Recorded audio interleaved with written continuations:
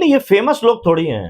हाँ, लखनऊ में फेमस है। अरे व्यापारी हैं, चाय पीने के शौकीनों ने उसको फेमस किया है। हाँ।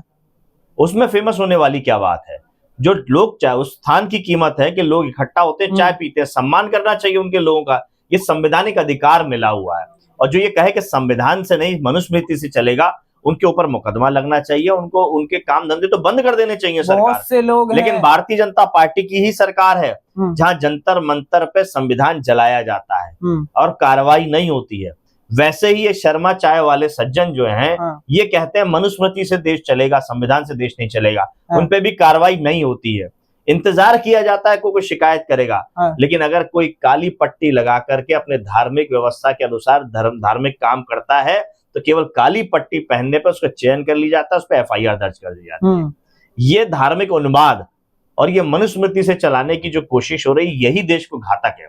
संवैधानिक अधिकार सबको मिले हैं, बच्चा हो, महिला हो, पुरुष हो, स्त्री या ट्रांसजेंडर हो, सबको अधिकार मिले हैं और उन अधिकारों को समाप्त करने की बात है। ये वही लोग हैं जो मनुस्मृति के अनुसार चाहते हैं कि पहले महिला अपने पिता के प्रति आश्रित रहे, फिर पति और फिर बच्चे के प्रति आश्रित रहे, उसका खुद का कोई अस्तित्व ना हो, वो हमेशा पुरुष के अधीन रहे। चमत्कारी लोग हैं जो इस चीज को मानते हैं। मनुस्मृति में बहुत बड़े विद्वान लोग हैं, वो जो बता देते हैं आगे कैसे होगा, उससे भी बहुत अच्छा देश चल सकता है।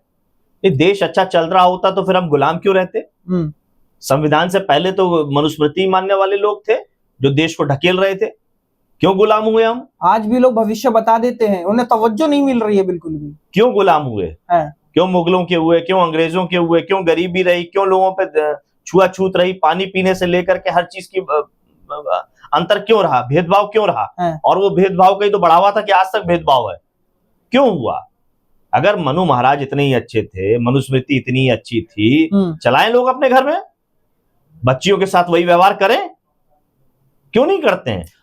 आपको दूसरों के साथ वो व्यवहार करना है, शोषित वंचितों के साथ वो व्यवहार करना है, लेकिन आपके ऊपर जब ये बात आ जाएगी, जब यही बात पलट दी जाएगी तो आपको दिक्कत हो जाएगी। अखिलेश अमन यादव वाला जो मुद्दा है, या फिर कहें अमन कुमार वाला जो मुद्दा है, नाम के हिसाब से एनकाउंटर स्पेशलिस्ट उत्तर प्रदेश की जो पुलिस है, अब इस पे सवाल उठ रहे हैं कि भैया ये कैसी कार्रवाई करते हो?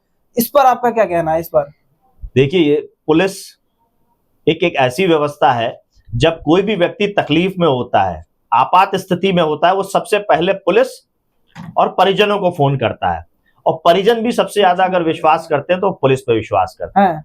लेकिन एक एनकाउंटर हो रहा है और उसमें नाम गलत बताया जा रहा है, तो ये प्रश्न चिन्ह लगाता है जो माननीय अखिलेश यादव जी ने लगाया कि जब नाम गलत बताया जा रहा है तो एनकाउंटर कैसे सही हो सकता है? इस बात पे प्रश्न नहीं लगेगा। बिल्कुल। जब नाम गलत हो सकता है तो एनकाउंटर भी गलत हो सकता है, अपराधी भी दूसरा कोई हो सकता है।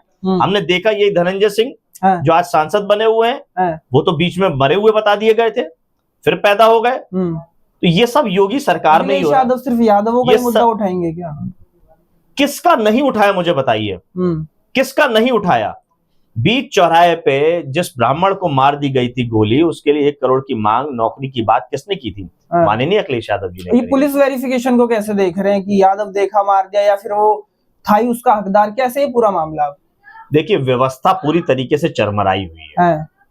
जो सरकार पूर्णकालिक डीजीपी नहीं दे पा रही हो, पुलिस का मुखिया नहीं दे पा रही हो, जो गृह विभाग मुख्यमंत्री के पास स्वयं के पास हो, देश के रक्षा मंत्री मौजूदा रक्षा मंत्री, पूर्व के गृह मंत्री राजनाथ सिंह जी जो खुद उत्तर प्रदेश से ताल्लुक रखते हो, वहां पुलिस की व्यवस्था है कि आप पूर्णकालिक एक अधिकारी नहीं दे पा रहे हो, सालों से नहीं दे पा रहे हो, कैसे व्यवस्था अच्छी होगी? अगर व्यवस्था अच्छी है तो आप मुखिया तो बनाइए। मुखिया क्यों नहीं है? थानों के आंकड़े जो बता रहे हैं वो एक जाति व्यवस्था बता रहे हैं। आप झूठे आंकड़े बताते हैं कि 46 में से 56 एसडीएम जो है वो यादव होंगे। ये झूठ तो भारतीय जनता पार्टी की सरकार के लोग हर मंच से बोलते हैं। जब सूची मांगी जाती है तो आप बताइए, आपने सूची देखी आज तक? अगर ये सच है तो सूची बताइए, लोग बताइए। लास्ट सवाल है, अखिलेश यादव ने बोला कि जो बहुजन समाज पार्टी ने हमारे पास भेजा था, अगर उसको मैं हल्के में नहीं लेता तो आज कुछ और होता। कुंडा के विधायक के लिए जो ये बातें बोली गई हैं, धमकी दे रहे हैं या फिर उनसे परेशान है, डर गए हैं, क्या है अखिलेश यादव? अब ये सवाल क्यों उठा रहे हैं?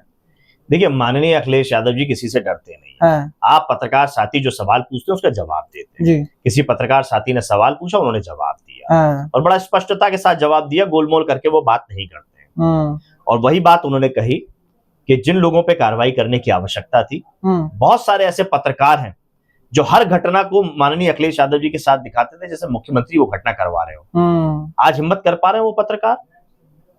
अगर माननीय अखिलेश यादव जी को मुख्यमंत्री को साथ में खड़ा कर देते हैं, तो क्या माननीय अखिलेश यादव जी ने कोई कार्रवाई करी? ये उनका कोमल हृदय है, ये लोगों को जीने का एक अधिकार देने की बात है जो संविधान में है, आजादी देने की बात है, किसी तरीके कोई शिकंजा, किसी तरीके कोई सख्ती नहीं। उसी का बड़ा उदाहरण है कि अनुराग ठाकुर जी जब बात आई, उन्होंने धरना दिया मुख्यमंत्री आवास के अंदर, माननीय अखिलेश यादव जी ने कोई कार्रवाई नहीं करी, और योगी सरकार आई तो उनको जबरन रिटायर कर दिया। आप पूछिए अनुराग ठाकुर जी से, क्या माननीय अखिलेश यादव जी की सरकार में उनके ऊपर किसी तरीके को उत्पीड़न हुआ, किसी तरीके की धमकी हुई? मुख्यमंत्री आवास के बाहर कोई व्यक्ति धरने पे बैठ जाए और उसको कोई इंच भर भी कोई दिक्कत ना आए, ये संभव केवल और केवल माननीय अखिलेश यादव जी की समाजवादी पार्टी के नेतृत्व वाली सरकार में संभव है।